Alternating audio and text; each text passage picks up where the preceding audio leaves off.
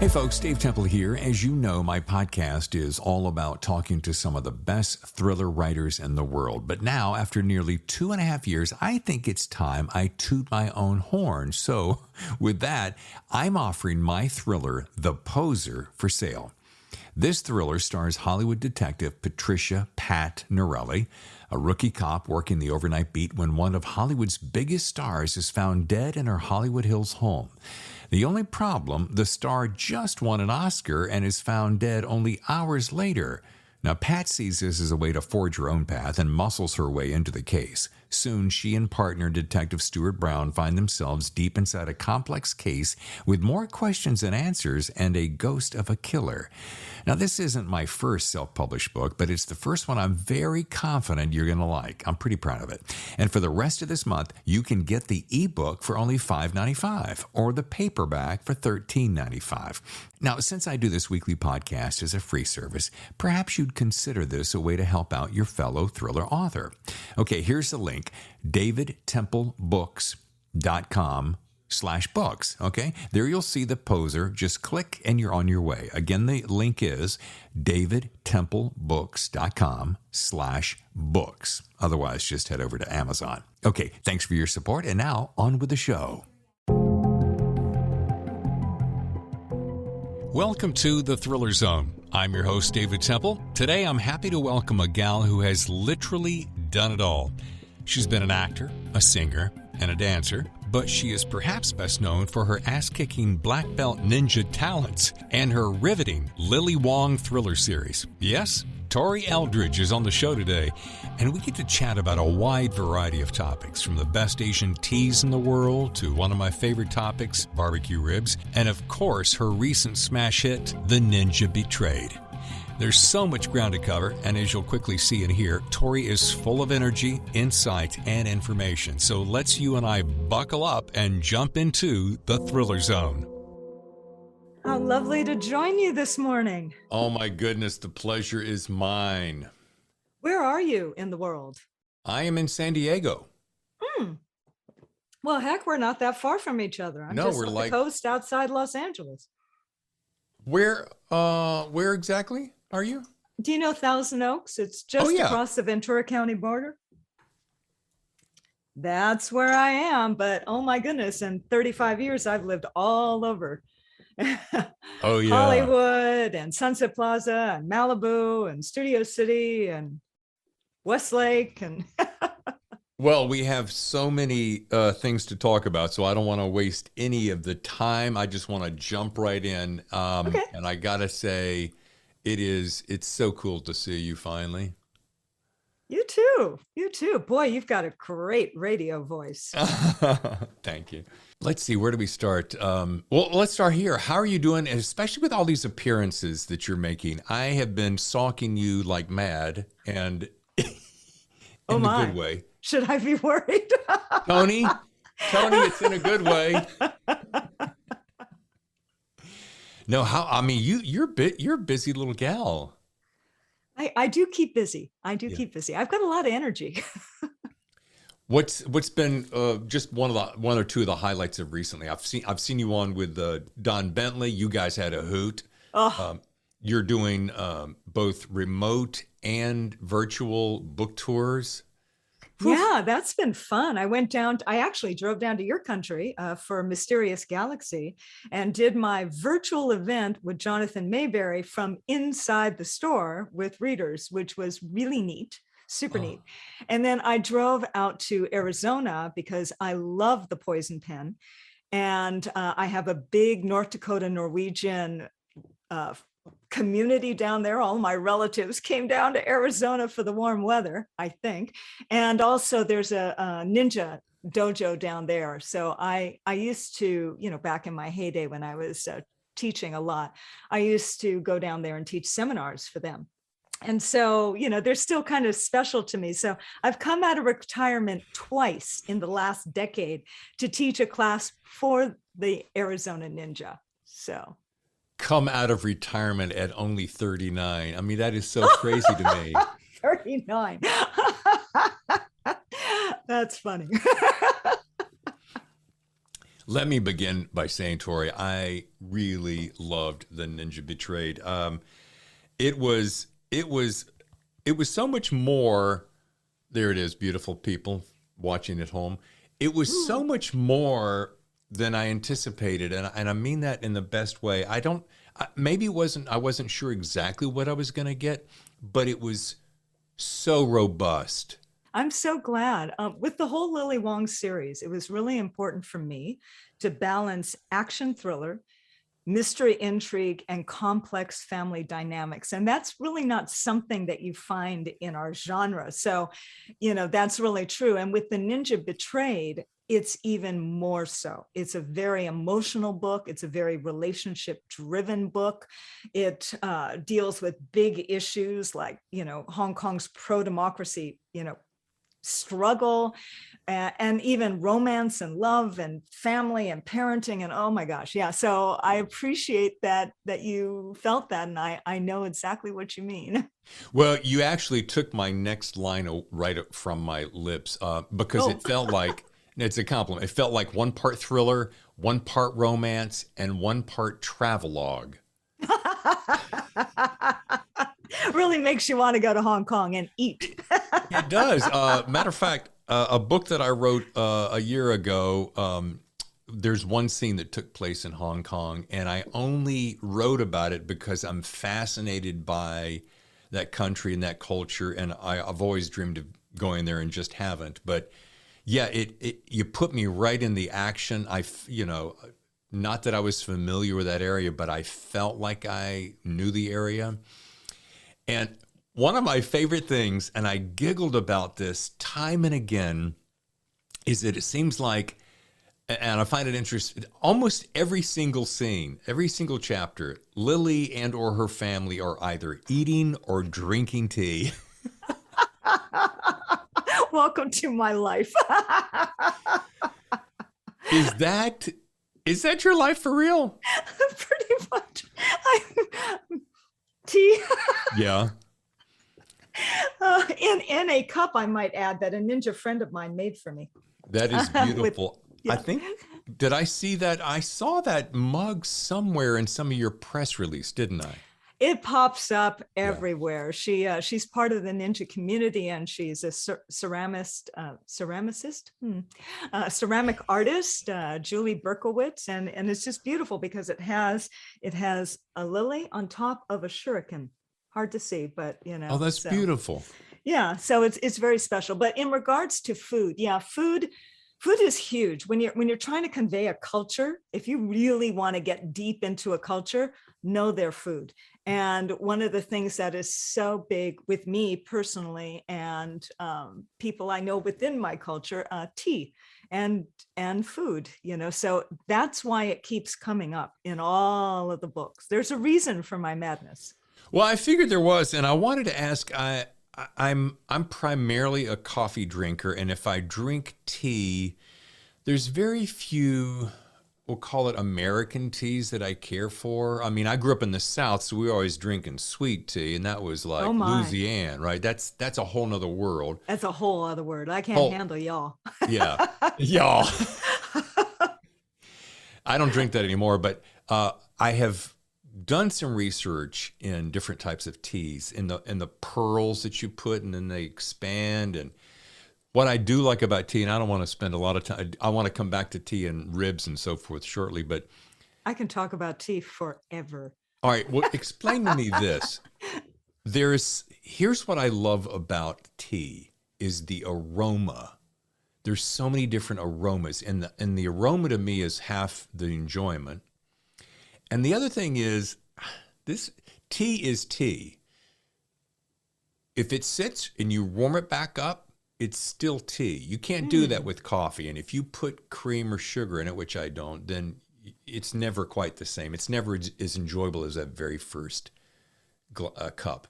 So tell me the mystery or the aura or the magic of tea itself. Oh, goodness. It starts with me in buying the tea. I need to smell it all. So, those little tea bags with little crunched up pieces of that the dust, tea dust. Yeah, don't do that. Don't do that. If you're going to do tea bags, it has to be satchels. It has to be whole leaf tea that can expand. And so when I go into a tea house, I need to smell all of them. And that's how I choose. When I choose my tea in the morning, I do the same. I go to all my canisters and I smell. What do I want today? Dragonwell. Do I want sencha? Do I want it with or without osmanthus flowers? Do I want it with a hint of jasmine? Do I want Assam? Am I feeling robust? Do I want Darjeeling? And the only way for me to figure it out is to smell. Once I've figured that out, then it's a process, the heating of the tea, the cast iron pot, the sitting on the warming plate. And then I have to choose a cup. Choosing a cup is very important to me. I have my favorites, but they change every day. They change with my mood. They change with what I'm wearing. They change with how I want to hold it. I prefer cups that don't have handles. So I'm more the traditional Gaiwan tea cup that has a little lid. So when I get all of this together, then it becomes the sipping of the tea. I drink tea throughout my entire writing day. If I get too caffeinated, then I have to switch. And, I'll drink Lily's favorite chrysanthemum tea. Again, it's whole flowers that expand. It's a big deal. Yeah. It's an all-around experience with me from start to finish. It's a lot more than putting grounds in a in a coffee pot and having a cup of coffee. All right, before we go on, I do want to ask this. There is a magic, is there not, about the temperature and how long it sits, right? There is, and I completely ignore it. For me, it's all about, I love tea to stay hot. It's all about how can I keep my tea to stay hot without having to reheat it. And so I boil the heck out of that water. I put it in a cast iron teapot with whole leaf things. And then once it's steeped to the appropriate time, a few minutes, then I'll pour it in a cup and I'll pour a lot of it into a canister that keeps it hot all day. And then I'll continue to drink, from the cast iron pot until the tea is gone. And then I'll move on to the canister. And by that time, it's usually time to switch to chrysanthemum tea. So chrysanthemum is only in flower, has no caffeine, and it's just pleasant mellow. It's very mellow. It's very mellow. Yeah. What's the last question? What's the tea? Because I'm fascinated by tea, What's the tea that gets you going? You're gonna get up in the morning and you're going to write an action scene, and you really got to be sharp and ready to rock. What's that tea? It's usually going to be Dragonwell green tea. That it's a Chinese tea that has a punch. But if I really need to amp up, it's Assam.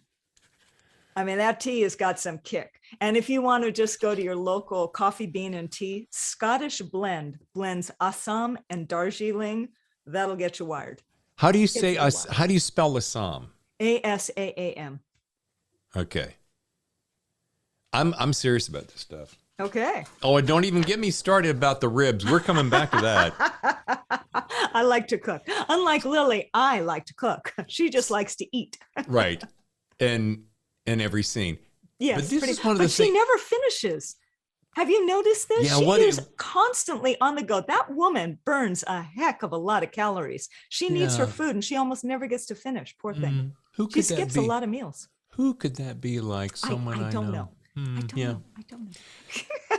All right. So we are going to get to recipes, but one of the things I loved about this book was the authentic feel about it. And we've already referenced this, but it's that vast multicultural insights. I love the traditions. I love the dialogue and the attitude between the mother and the father, and the love interest was interesting, which ended up being, well, I don't want to spoil anything, but that was different than I'd expected. But it was the authenticity, and my favorite part, and I found myself doing this, Tori. I'm like, okay, well, where's more fight scenes? I want to see more ass kicking. You really do those well. Oh, I appreciate that. Yeah, I would say the balance in this book is a little bit heavier on relationships than it is on ass kicking. Yeah, in the first two books, there was a little bit more of that, but this book just needed to have a different kind of conflict. Needed to have, there's a lot of emotional conflict in this book. But when I'm writing these things, I map them out to make sure it's not too long, in between, some kind of ninja action or a chase scene or a fight scene or, a protest or a riot in these cases, so that keeps running through. But you're absolutely right. In this book is it's deep in those very complicated relationships. And the relationships were good. And to my point of ass kicking, I guess I'm going to have to go back and read Blade and Daughter to get more ass kicking. I guess you will. Yeah. All right. I guess you will. well, having not read books 1 and 2, which Ninja Daughter, Ninja Blade, tell me how book 3 fits into that in a spoiler-free way. Now, so you've just set for us the fact that it's more emotional, but and again, my apologies for not having read all 3 in a row. I love that you could enjoy it from entering on the 3rd book. That was my intention. Yeah, that I didn't drop right into Lily Wong's world. So that's great. I didn't feel like well, of course, I didn't have any point of reference, so I don't know what I would be missing. But it does make me go, oh, I'd like to get to know this woman a little bit more. So I want to go back. Mission accomplished. Good. Okay. So how does book 3 fit in the big picture in a spoiler-free way? Absolutely. In some mystery thrillers, the protagonist is who they is, right? Now I am who I am, and that's just how it is. They don't change a whole lot. A new case comes up, they deal with it in their ass-kicking way, and they move on, right? Next one comes up, bam, same thing. Lily Wong is 25. She is at an age of constant change, evolution, and growth. Therefore, there is a huge emotional arc for her as a character. And because she's at an age where her family has gone through trauma, when Lily, I guess it was 7 years prior, Lily's younger sister, who she feels tremendously responsible for, was raped and murdered, which is what set Lily on the course of dropping out of college, abandoning what she had thought would be her life, and committing herself to becoming a protector of women and children, right? So that's the inciting motivation for her. But keep in mind, this is a family that has gone through trauma. So they have ways of coping. They have things they hide. They have things that they try and rise above. There's so much going on in this family that they keep from each other that needs to be discovered. And of course, at 25, as you probably remember, we are trying to figure out how to be children as adults with our parents. And our parents are trying to figure out how to deal with our children as adults. So there's all of this change, that's going on. So with the Lily Wong series, there is a huge emotional and relationship arc that drives everything. And so the first book, we see Lily trying to protect this woman and this child, and she ends up battling the Los Angeles Ukrainian mob and sex traffickers and political conspiracies and all manner of things going on. There's a lot of action. And in the second one, it begins with her, and there's an assassin, for crying out loud, and he's an interesting character. And in the second one, it begins with Lily kind of dealing with the repercussions of the climactic ending of the first book, because as I said, there's an arc, and violence has an impact, whether it happens to us, by us, around us, right? So these things are important to me as an author, and so Lily has to cope with these things. And while she's doing that, she ends up diving into the commercial sex trafficking of youth in Los Angeles. Very serious issue, a lot of teens, a lot of very deep themes, a lot of action and danger specifically to Lily. And so all of this and through the first book, we see the influence her grandparents wield from Hong Kong. In the second book, they actually come to Los Angeles and meddle. And at the end of the second book, you find out that, and it's not a spoiler because how else would I go to Hong Kong? Lily's mother is being summoned. And so that's how we get to Hong Kong. So it's the relationship that drives everything organically. So for me, it had to be this book in this way, in that place. You know what I loved about Lily was the fact that I felt like I was meeting a true superhero without the super, meaning Ooh. because you see superhero movies and books and they're all dun dun dun dun, but they always feel somewhat phony to me, whereas this gal just made me think of wanting to be the big sister that a lot of these people may not have had, and a true protector of those weak and vulnerable. And it wasn't like she was running around just looking to ass kick for ass kick's sake, but to truly be a protector. And I thought that was so neat. And I don't recall ever having read anything quite like that. Oh gosh, that means a lot to me. It means a lot to me that she feels genuine to you. And I love that you mentioned that thing about a big sister. This is something that's very important to her. She feels that she failed as a big sister to her real sister. And so she wants to become a big sister to a city. And now even in a city that she is visiting. So now it's becoming a big sister to women and children wherever she goes. And this is going to sound, I hope this doesn't sound cheesy or ridiculous, but I want to ask where the inspiration for this comes from. I mean, I see, and we're going to get to this in a minute, all the different influences of a variety of your personality traits and your specialties. But I think to myself, everybody, most writers today are thinking, okay, what is my inspiration? Is it what I do? Do I write what I know? Or is it what I want to be? I'll write what I would like to know. Does that make sense? Yeah, it does. It's interesting. When I came up with Lily, she appeared to me when I was doing a stream of consciousness short story. I just decided to enter this competition. The deadline was the next night at midnight. And I thought, oh, what the heck? I had done a 200-word thriller, for a challenge. And I thought, ooh, one day I'll use that as a premise. And I thought, hey, I'm going to do this. By the way, that is the quickest I have ever written a short story. Usually they take me a month. They're grueling. But for some reason, this one came out.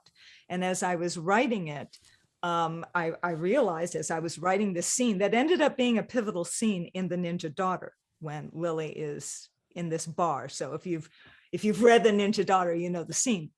And as I was writing it, it became apparent that she was mixed Asian. And I knew going in that the twist of this short story was that she was in fact a ninja. And so this was something that kind of came out. I didn't set out to do it. In fact, I was working on a completely different novel.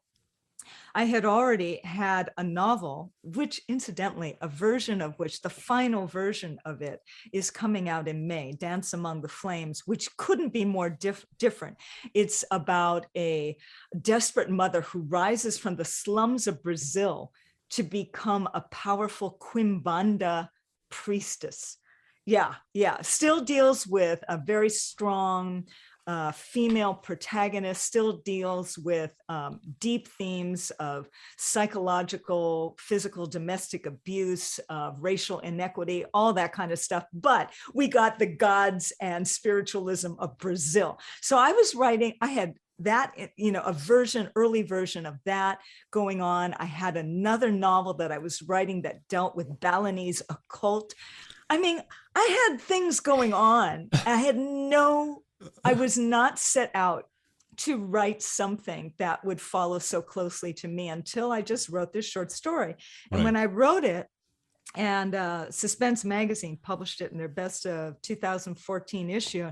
As soon as I wrote it, I knew this is going to be the beginning of a novel. And I hoped it would be the beginning of a series. So it wasn't until I had written several other kind of horror and suspense like short stories that my agent just stopped me and said, stop what you're doing and write the ninja novel. And so I did. And that's when I realized, okay, not just mixed Asian. I want to dive into my own heritage. So I didn't just think up what is the weirdest combination a person could be. Oh, Chinese and Norwegian. It was like, no, my father was Norwegian from North Dakota. My mother was Chinese Hawaiian from Maui, and they met in Japan. And I thought, I'm going to take two of these things that are parts of my heritage that are most important, and my ninja art that is based in Japan. And that's what I'm going to write about.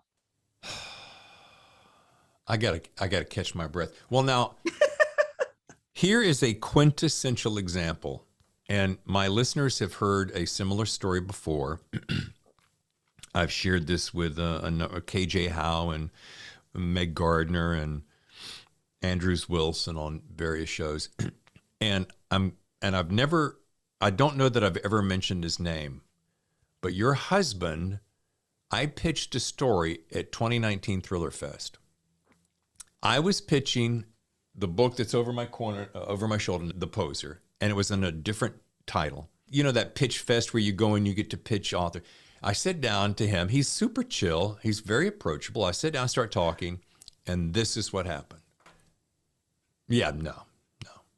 And I'm talking, He's like, no, not interested. And I was 35 seconds in, he was already done. And I'm like, Tony, well, why don't you like it? He goes, it's already, it's been there, done that. Michael Conley, he's Bosch, right? So you're doing a female Bosch. I'm like, yeah. He goes, you ever been a cop? No. Detective? No. Yeah. Okay. Well, that's about it. And I'm getting ready to take my little ego, pack up and walk away. And he said, let me ask you something, Dave. What, after he asked me what I had done, he goes, what have you done in the past? I said, I was a radio guy for like 25 years. He goes, why don't you write about that? I'm like, who wants to hear about a radio guy? He goes, I'd buy that idea right now. It floored me. I walked away. I was a little bit bruised because I felt like I'd been completely shut down. But to this day, I promise you, to this day, your husband is probably one of the instigating things that has pushed me to go beyond and work harder. He doesn't even know this. And it made me go back to this phrase that I just was saying with you, write what you know, which is radio, so in my case. And I just wanted to take that moment to say thank you to him via you and encourage other readers to write what you know. Oh my, I'm glad that had a happy ending. You had me worried there because usually he's very gentle on his pitch fests, and that sounded pretty abrupt. I wonder if you caught him towards the end of many hours. But I did. It was the end of the day. Everyone was kind of toast, but oh goodness. But I'm glad it ended up being something that felt positive and empowering for you. I would say it's great to write something that you know. It's also wonderful to write something you're fascinated about. And I think either is terrific. Like I mentioned, this book, Dance Among the Flames, there were so many things about Brazilian spiritualism that spoke to me. Yeah. And at the time, my son's preschool teacher was from Brazil, and I had been writing a screenplay that was based in Brazil for a certain reason. And I scrapped that, and I did a deep dive into the country, and then from there found the things that were so fascinating to me and that related to me as a multicultural person growing up in Hawaii and experiences that I had had.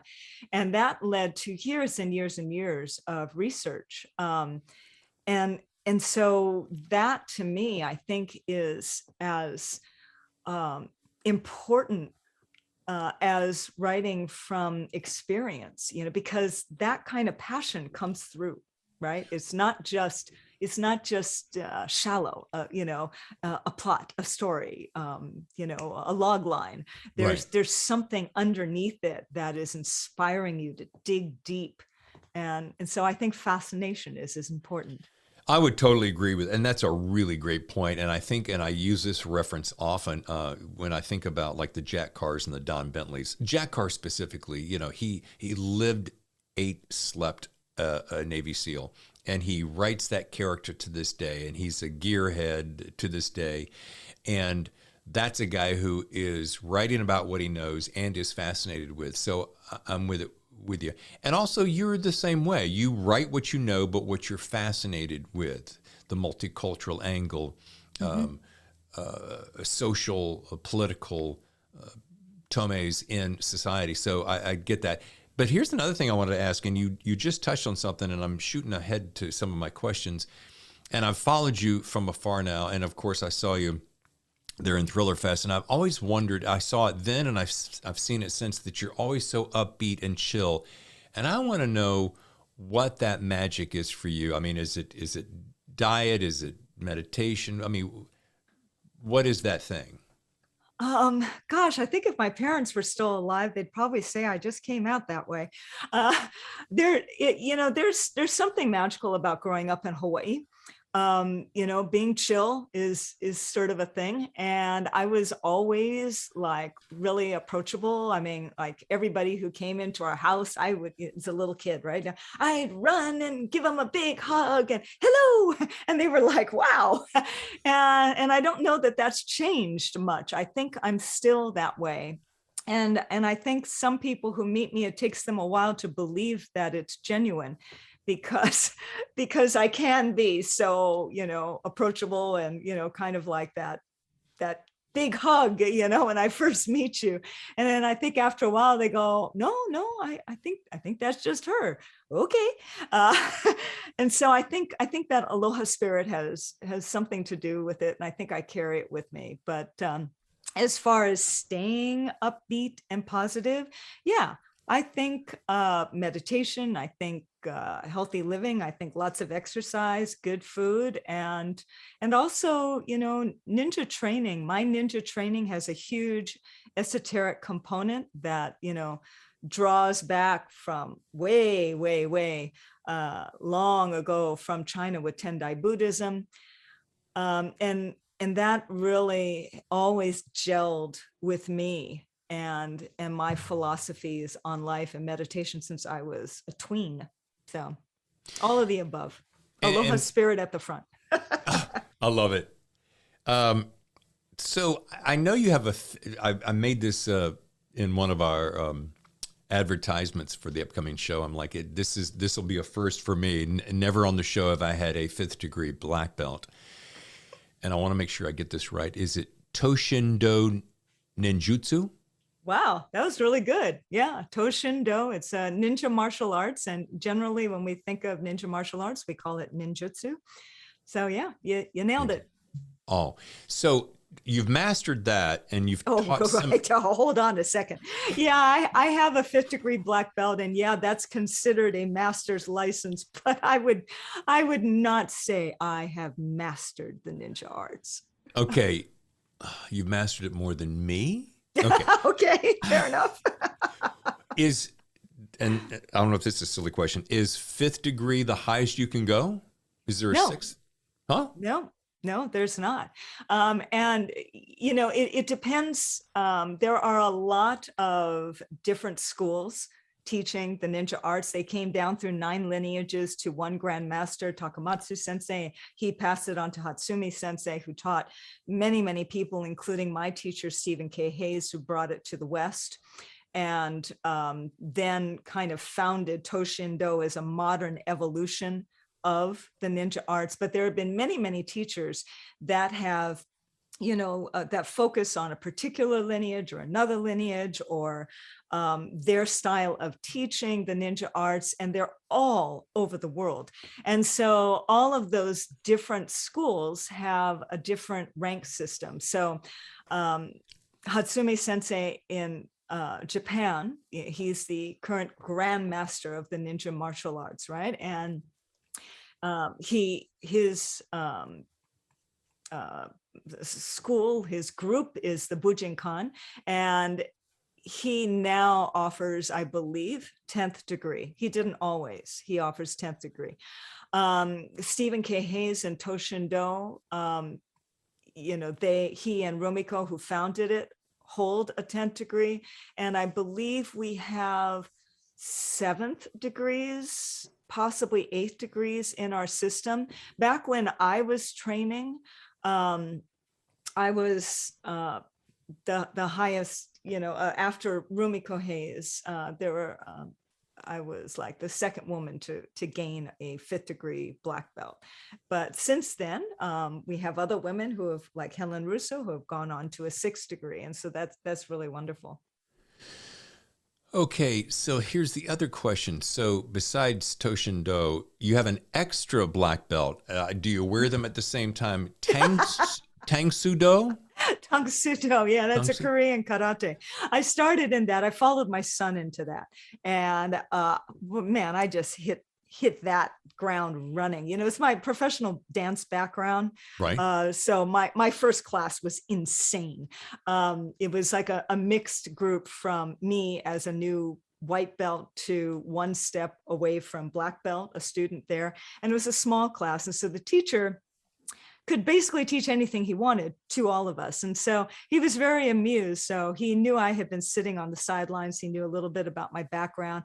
So he's like, you know the first form, don't you? And I'm like, yes, sir. And he goes, can you perform that first solo? I'm like, sure. He goes, you know the second form, don't you? And I said, yes, sir. Can you perform that first solo? I'm like, sure. And then the class ended up being, let's see what this weird new student can do. And by the end of the class, I had done every punch, every jump, kick, spinning kick, like jump, spinning heel kicks on targets and fighting combinations across the floor. It was insane. And then they put gear on me and said, want to spar? And of course I was like, sure, and they said, but you're not allowed to hit anybody in the head because you're new and you don't have control. But apparently other people could hit me in the head. So that was interesting, but he was like, can you do a double round kick, to my ankles and my head? He was 6'2". I'm like, I can try. So, I did, but I didn't touch him because it wasn't allowed because I didn't have any control. So it was a crazy first lesson.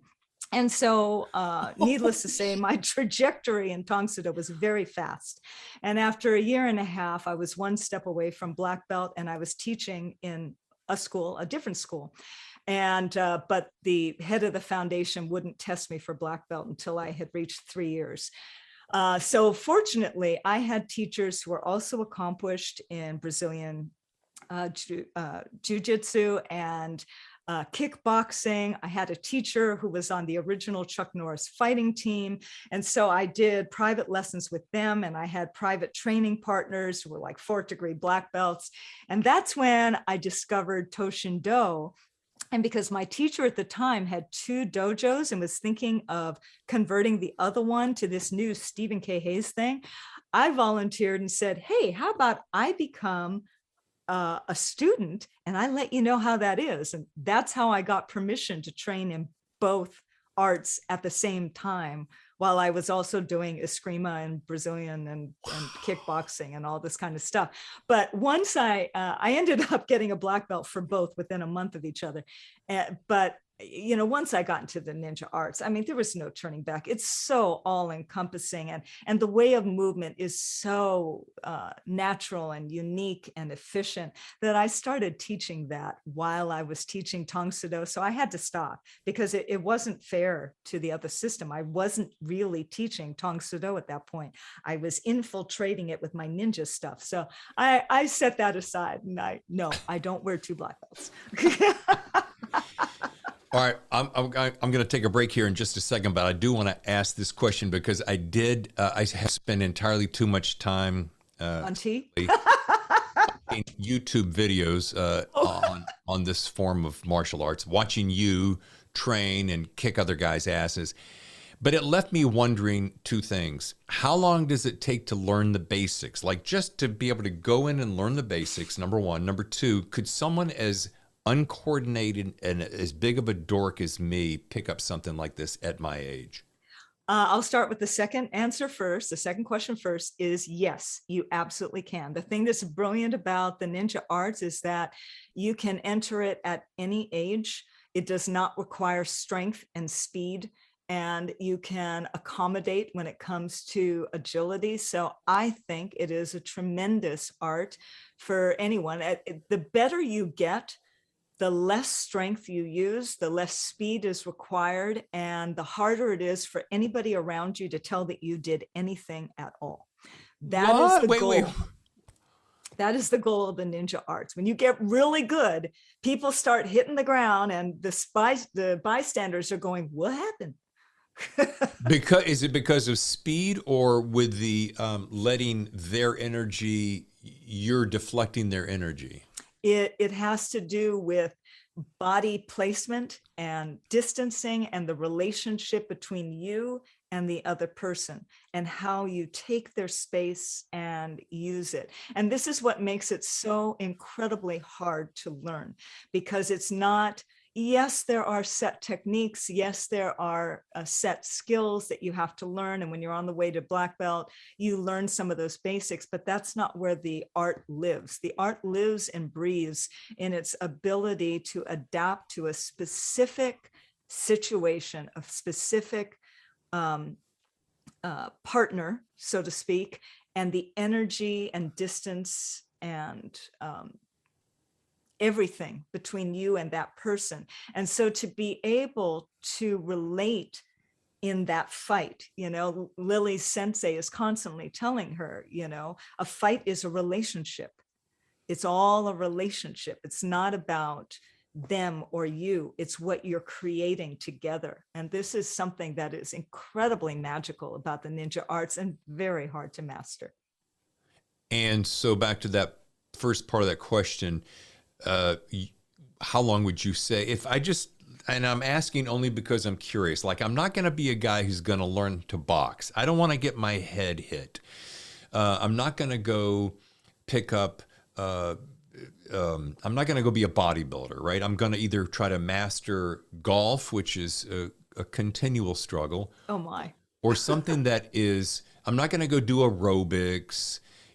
I'd love to get it. And when I was reading this book, it made me think about this, and I've always been fascinated by it. I was a huge Chuck Norris fan and all, Karate Kid, Kung Fu. I just always thought it's so cool to be able to master something whereby if you got in a bad situation, you could handle yourself without fear, and not wondering if you had a knife or a gun or a sword or whatever, but if you just had your hands. I can't speak for all schools, but I will say that if you find a Toshindo school, that you will come away from the first week with something meaningful and something tangible that you can use. And that will continue to be so. Awesome. And I'm not one of these guys that I'm not worried about. I don't walk around the world in fear, but the world's getting crazier all the time. And and here in California, we know our fair share of crazy, don't we? And so I guess it's just wanting to be prepared. Let's do this. Let's take a quick short break. And when I come back, we're going to find out more about Tori, and it goes beyond just being a fabulous writer in martial arts. It's about something more, so stay with us. life gets complicated for modern-day ninja Lily Wong when she dives into the dangerous world of Hong Kong in The Ninja Betrayed. When Lily uncovers shaky finances, discovers a curious romance, and learns her mother's safety is threatened, she must decide if her ninja skills can protect the family business, all while navigating corporate intrigue and the murderous triads. New York Times bestselling author Don Bentley calls it part Crazy Rich Asians and part Game of Thrones that delivers in all the right ways. And the LA Times says The Ninja Betrayed is one of the 5 fall mysteries you shouldn't miss. Get your copy of The Ninja Betrayed today. Hi, I'm Tori Eldridge, author of The Ninja Betrayed, Book 3 in the Lily Wong series, and you are listening to the super cool The Thriller Zone with David Temple. As I said before the break, yes, you're a great writer. It's very evident. And you're a masterful martial arts person, athlete? Practitioner? Practitioner, thank you. Sure. But here's what I learned, and I have coined this phrase. I think I used it in one of my ads. You're not a triple threat or a quadruple, but you're a quintuple threat, because besides being a writer and a martial arts connoisseur and a singer and a dancer, which we've learned, but you're also an actress, which is totally awesome. And so when I went doing a little deep dive, I found out that you played, was it Maria on the Love Boat? Yeah, I was one of the 8 Love Boat mermaids in the final season of the Love Boat with Terry Hatcher, I might add. That's how she got her start. It's funny, you can't even say the phrase Love Boat without hearing the song in your ear. That's true. And seeing that Captain Steuben. It was. I was sitting there going, Yeah. It wasn't Steuben. And I always want to do this. The Love Boat. You know, you got to kind of go like this a little. By the way, I never saw water and I never saw a ship. And you know, it was an entire season of episodes that we shot. But it was all in the studio. Just thought I'd throw that in there in case you ever wanted to know. 1974. 74? No, 84. 84? 84. Well, when I was on it, I think it was 85. Okay. Yeah. Maybe I'm referencing. Okay, maybe I'm referencing. Could it have been when you played Amy in the Brian Keith show? That could be. That could be. My goodness, you did a deep dive. Yeah, I was in 7th or 8th grade, and the Brian Keith had a show. It was first called The Little People, and then it was called The Brian Keith Show. And my teacher, she put me up for this part. I don't know why, but she had a connection. She knew they were looking for this, this guest starring role. And she said, you should go and try out for this. And I was so surprised when I got it. So that was the first time I saw somebody like me represented in entertainment, was when I played it. That's awesome. And the funny thing about it, as I was reading about this and I was reliving the Brian Keith show, which of course I grew up watching, he always impressed me. Side note, he always impressed me as just being kind of a grumpy old guy. Was he just had that look of like, I'm exhausted and I've got kids running around. Rah, rah, rah. You know what? I don't have any recollection of shooting that show or anything. It astounds me how much of my life I have forgotten. I wish I could remember. I have great memories or distinct memories of doing Zorba with the late great Anthony Quinn. I remember working with Michael York on The Little Prince and the Aviator and Ellen Green, and I remember dancing with the Temptations and working with Rachel Sherrard. But I even remember meeting, Andy Warhol when he came in. I have a signed print of his in my living room because he was a guest star. But I cannot remember anything from the Brian Keith show except how surprised I was, that I got it. By the way, I'm a huge Andy Warhol fan. Oh. You have a signed piece of Warhol? Yeah. Well, it's a print. He gave He gave a print to all 8 of us. Yeah. Wow. Yeah. One of the mermaids was a huge fan. And when he found that out, we all got signed prints. So cool. My goodness, you have had, I mean, you're just chock full of story. There's got to be a memoir in your future. I don't know if anybody would care, but I was almost, it just never got recorded. I recorded with Brian Wilson. He was doing a comeback. This was before he actually came back. He was doing a comeback album, Brian Wilson and the Beach Girls, and I was one of the Beach Girls. So we recorded a whole bunch of songs and even did a music video, but that whole project got tanked. Next, you're going to tell me you were like a classmate with Barack Obama or something. He was a cool dude, by the way. He was you talk about chill. He was very chill. I'm pouring myself tea in case you're wondering. He was very chill and a super neat guy. I think he's still chill, and I still think he's a super neat guy. Seems like it, huh? Yeah, I haven't spoken to him since we graduated from Punahou. So, but I have friends from Punahou. We are a tight-knit group.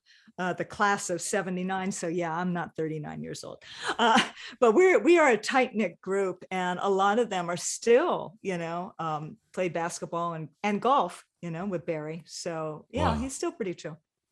Wow. Did you just call him Barry? Only because we were talking about him in regards to having gone to school with him. Got it. I wouldn't be like, oh yeah, Barry. Yeah, no. Yo, Barry, what's up? President Obama. Yeah. But since you're talking about Punahou and things like sure. that, yeah, that's how I knew him. Were you making ninja moves back then, and did you teach him any of yours? No.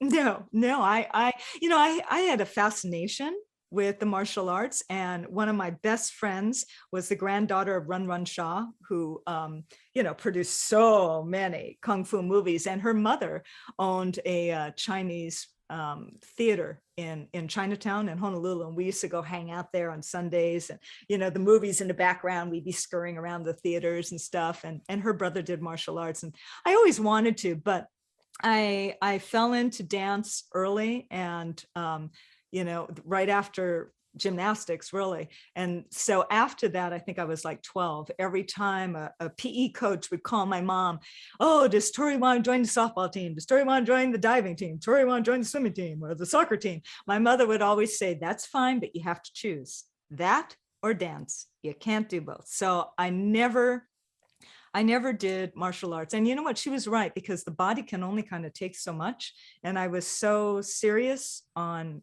dance that there really wasn't room for anything on the side like martial arts. So it wasn't until I thought I had retired from performing, I kept getting pulled back into it. But that's when I got into it. So just to make sure I'm clear, you don't do any teaching of martial arts anymore to this day? I hung up my belt, so to speak. I retired from teaching and even really training in groups 10 years ago when I made the commitment to pursue a career as a novelist. Everything in my life that I've done and all the successes that I've had have been because of my immersive nature. I absolutely commit and focus everything, time, energy, resources, focus onto whatever it is I'm trying to do. So I knew that if I was going to really make a go of it, as a fiction writer, specifically a novelist, that I would have to commit. And so that's when I stopped. And I centered it all around when I turned 50, because that to me was very empowering. Very empowering. Yeah, I'm 60 now, dude. There is no Respect way. Respect your elders. Honey, I got almost 3 years on you. Oh, good. I'm so glad to not be the oldest person in the room. Yeah. Wow, you look good. 60. I'm going to get, we covered the tea, which I've got notes here. I'm going to start doing, I promise you, by the next time we talk, I'm going to tell you my top 3 favorite teas, because ask my wife, I do deep dives. I find something and I want to know more about it. I'm kind of like you. I'm just all in. I'm going to research it. I'm going to try it out. But I also want to say these ribs because Oh. I'm a rib whore, okay? And I like to cook them. I like to eat them. I spend way too much time thinking about them. We've discovered a new restaurant here down in Del Mar called something Smokehouse. I don't know. Probably some of the most amazing Korean barbecue ribs I've ever had in my life. That's the best. So when I saw this recipe, which I'm flashing on screen, but I'll share on the screen. So you take, real quick, baby back ribs, Chinese 5-spice, which you got to tell me what that is, hickory bullseye barbecue sauce, Hoisin sauce. Am I saying that right? Hoisin. Hoisin, okay. Yeah. A teaspoon garlic chili sauce. So not a lot of stuff going on. You got it broken down into 6 steps. I love that. Anybody can make this. And A, tell me what the Chinese 5-spice is, where I can find it. And B, how often do you eat these? And keep that stylish figure.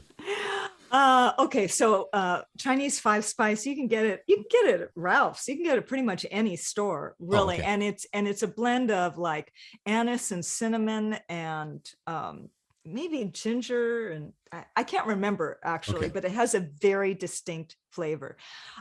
When I'm doing ribs for our family, so my husband and my son, they really love the sweet. I have to watch my sugars. So I put a lot of the 5-spice all over the ribs, like a dry rub. And sometimes I'll even mix that up with chili powder, which I didn't put in there. And I'll barely put on, any of the sauce on the other side. With them, I only put a little bit of the 5-spice and I put a whole lot of the sauce for them. The garlic paste you can get in the Asian section. You can also get hoisin sauce in the Asian section. It has a very distinctive flavor. And by the way, the hoisin with the garlic sauce and is a combination that I remember Roy's restaurant used to use a lot with their recipes. And we were just really into that Stubbs hickory barbecue sauce at the time. And so I was like, well, let's just mix that together. And it ended up being like so good. So yeah, but the trick of the ribs, kind of my mom's way, I guess the Chinese way or whatever, is to parboil the ribs. And so I put them in a pot of water and I boil that for 35, 40 minutes or something. Yes. And it takes out the grease. And so then I put it on a platter, then I put the rub, then I swathe on the thing, and then we barbecue it just so it gets that yummy barbecue, thing. So this isn't like Southern smoke, slow cooking barbecue type of thing. It's a very different way of cooking ribs, but yeah. And so how often? At least once a month. Okay. Yeah. Okay. I'm all in. Yeah, it's kind of a staple. You gave me the magic, which was the pre-boiling, the parboiling. Yeah. That's a good. Now I have heard that before, and a couple of my buddies back in the South, they would boil that in some beer. So they do that too. Oh yeah. Well, that's good to know. I didn't know that was also a Southern thing. I just assumed it was a Chinese mom thing. No, I would boil them not for long, but in Guinness stout. Oh, sweet. That sounds awesome. Because it gives its whole magical mojo to it. So then when you start putting all the dressing and sauces and all it, and then you go to caramelize it on that big heat. Oh my God. Do you mix the Guinness with water, or is it just straight up Guinness? Because that's a lot of bottles of Guinness to boil the ribs. It's like I will have to say, 6-pack. I'm a purist. Oh, wow. I go straight up Guinness. Oh, damn. Good for you. Now, it does You know what I love in cooking? What? Qingshao rice wine, Chinese rice wine. It has a distinctive flavor. You should check it out for cooking. That's awesome. See, I knew it. When I was so excited about creating some of these ads for you, and I'm like, I can't wait to talk to her about ribs and tea. And by the way, I saw your comment. There were no sock puppets. Sometimes I'll throw something in to make you go, huh? I was totally expecting little ninja sock puppets to pop up on your end. I almost did, but I decided against it. Just the threat of sock puppets was enough to get me laughing. I thought that was hilarious. All right. I know we are coming to a close. I want to be very respectful of your time. I do want to say this. I love this. You have a warrior name, Miyotoshi? Miyotoshi. Miyotoshi. I'm pretty close. Yeah. Or Warrior of the Unfathomable Blade. I love that. That's a tongue twister, isn't it? Yeah, Oh, that's my a hard goodness. word to say. When we get to a certain degree of black belt, the third in our system, Toshindo, Stephen K. Hayes and Romiko Hayes, they founded it. When we get to the third degree black belt, that's called our Toshi or warrior rank. And so at that rank, we are given a warrior name. And there's a certain kanji that Rumiko finds that holds that specific meaning. So I have a friend whose warrior name is also Miyotoshi, and his meaning of his name is completely different because of the kanji that was used. And so when Stephen and Rumiko awarded me this name, they said it was to reflect the depth of my knowledge and the depth of my seeking. And that really meant a lot to me. And I think it comes through in the Lily Wong books as well, because I'm constantly looking for the deeper meanings and things. And Lily Wong in her, I really wanted to show an authentic yet contemporary view of ninja through this book series, because I wanted to bust through the whole sensationalized myth of flying assassins and all this kind of stuff, which by the way is totally fun and true. But I really wanted to go more in depth into what contemporary authentic ninja is, and for me that has always been a very, very deep journey. And so the wisdom that Lily gains from her sensei, and it comes through in things that during their lessons, and when she's even recalling things when she's in dire situations, and the wisdom that comes to her based on his seeking questions. All of this is real, what we call ura, omote being outwardly and exposed and obviously, and ura being, a little bit hidden and underneath and deeper. So there's a huge ura quality to the way I look at the ninja arts and the way that I write them in the Lily Wong series. There's three things I really loved about this book, and you just wrapped it up nicely for me. First is the authenticity. Everything felt authentic. It didn't feel over the top and Hollywoodized.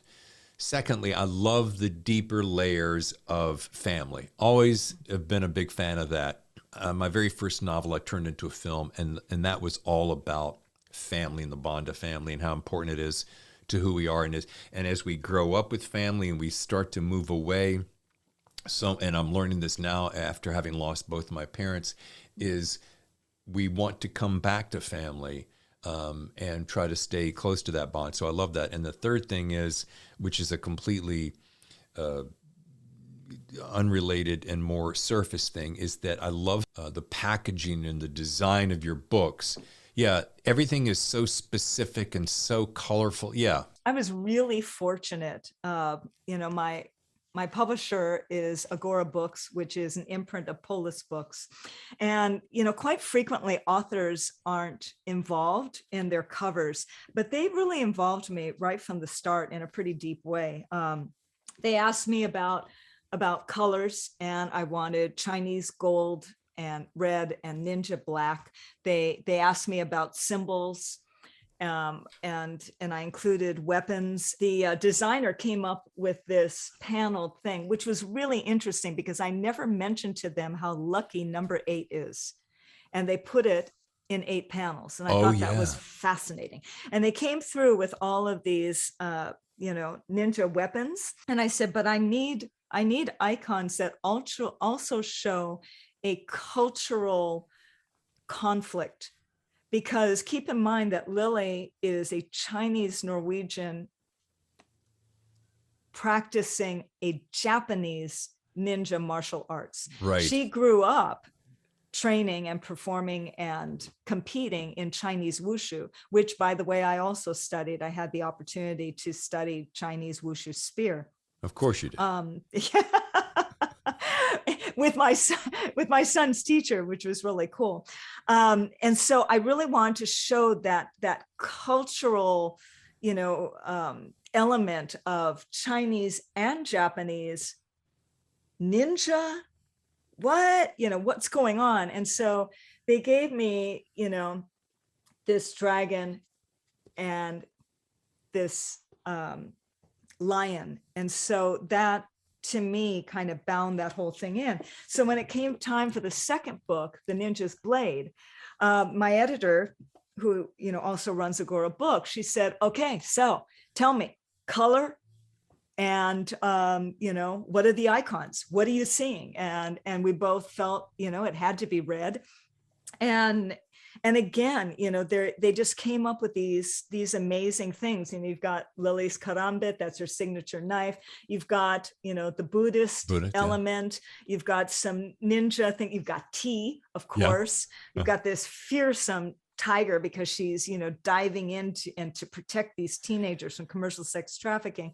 And you got this kitchen knife, which kind of gives you a sense of uncle. Sure. Who we won't say anything more about, but he's an interesting character, isn't he? You mean the fact that it slides out of his hand constantly? Go ahead. Yeah. What's up with that? He's constantly doing things like that. And so with the third book, this is Ninja Jade. This is Jade. Yeah, I see that.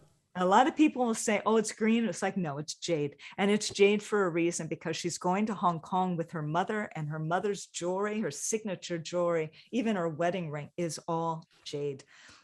And so then we have these things. This is a monkey. The Chinese zodiac sign for both of her parents. Is that like the monkey that you were holding on Instagram or somewhere? You were cuddling? No, that was in Bali. That was during a book research trip in Bali. Awesome. Yeah, I was writing that book when I did that short story for Lily Wong. That's how wild I was in my, I was totally not looking to write something close to me. That's the scorpion, you'll have to read the book. The money, the Hong Kong money and mahjong have to do with, what's going on with the corporate thing. And of course we have the representation of the protests. And this is our one icon that suggests a little bit of romance with Lily. Yeah. It's subtle, but that's what that's about. Well, so nicely done. And of course, it begs the question, is there a book number 4? And I know you have a book coming up. You referenced earlier Brazilian fantasy Dance Among the Flames coming up May 22. Will there be May 24. May 24. May 24 in 2022. Yeah, I shortcutted it to 22. Is there more Lily Wong?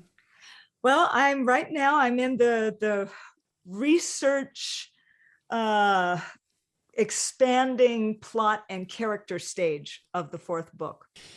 Excellent. But so Dance Among the Flames will come out most likely before the 4th Lily Wong. Oh, most definitely. Most definitely. Yeah. So the Ninja Betrayed just came out a couple weeks ago. Right. And then Dance Among the Flames comes out May 24th, 2022. And I have no idea about the 4th book because I'm still trying to write it. Sure. But you do have a working title. It will begin with the, followed by ninja. It'll just be the 3rd word we need to work on. I'm pretty certain that you've landed on a thing there. Yeah. You got to get up early to get one over on me, young lady. Now. I gotta say that 3rd title, that's all my editor, Chantel Osman. She came up with that, The Ninja Betrayed, and I was like, nailed it. Nice. Okay, as we start to wrap it up, we know that you're a big fan of travel, as am I. We also know you and I share among some favorite cities. We both lived in Chicago, Manhattan, and Los Angeles. Wow. You lived in Boston and DC. I did not. I almost had a job in DC. What would you say is your favorite city thus far To live in? in the US? Because I've got a follow-up question. Yeah. Okay. Well, you Digging know, at Los Angeles, I'm going to guess. yeah. Well, Honolulu is astounding. It's an astounding place to grow up. I don't think I could live there right now. So since I've lived in Los Angeles for 37 years, I'm going to say LA. It's Okay. so diverse and there's so many ways of living in the LA area that appeals to me. Good answer. Now, other favorite cities or countries. Now, I know you've been to a lot of these places, but I'm not going to rattle them off. What's a city that you've run across that you just fell in love with and you went, man, this is it? I was just overwhelmed when I went to Rio de Janeiro. So beautiful and at times so ugly, both at the same moment. So amazing. Bali was just like, oh goodness, what an astounding place. Shanghai, I'm not narrowing this down. My son, my daughter-in-law, and my new grandbaby are all in Shanghai. And boy, what a city. What a city that is. That is something. And then we all traveled together to Hong Kong, and to be able to see Hong Kong through a local perspective. Yeah. That's quite a city. If I had to go back to one right this moment, it would be Shanghai, because I have not yet met my 10-month-old grandbaby, and Nice. I'm desperate to meet her. So Awesome. for no other reason, I'm going to throw Shanghai at the top. Okay, a couple of rapid fire questions as we like to do on the show. If you could star in your own Ninja Betrayed, would you, two-part question, would you do your own stunts? Secondly, who would play your love interest? Well, I would have to be Lily's mother, because I'm way too old to do Lily. But if I was doing my own stunts, heck no. Yeah, I hurt now just thinking about the stuff I make her do. Although everything that she does is definitely possible, because I've done, this is rapid fire and I'm not doing it rapid fire. So I'm going to shut up right now. Okay, you and Tony are invited over to my home with Tammy and myself. Isn't it funny? We got Tony, Tori, Tammy, and David. David. Invited over for dinner with me. You get to invite two of your favorite people to join us. Not necessarily family, maybe anybody, dead or alive. You could join us for this meal. Who would it be? Since we're both thriller writers, then I guess I'd probably invite a couple other, great thriller writers, because I think that would be really fun.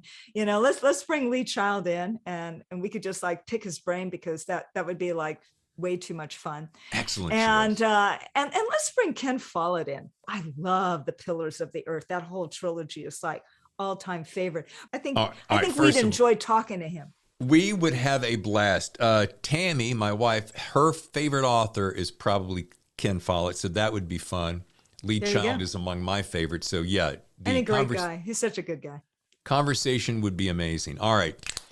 What's your favorite aspect of your variety of cultures that you'd like to see enjoyed by the masses? So let me break that down.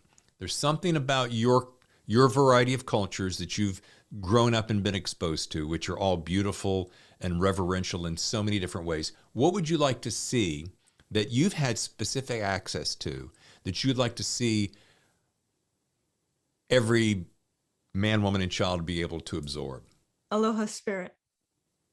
I want people to be able to embrace other cultures and mixed cultures with open arms and an open heart.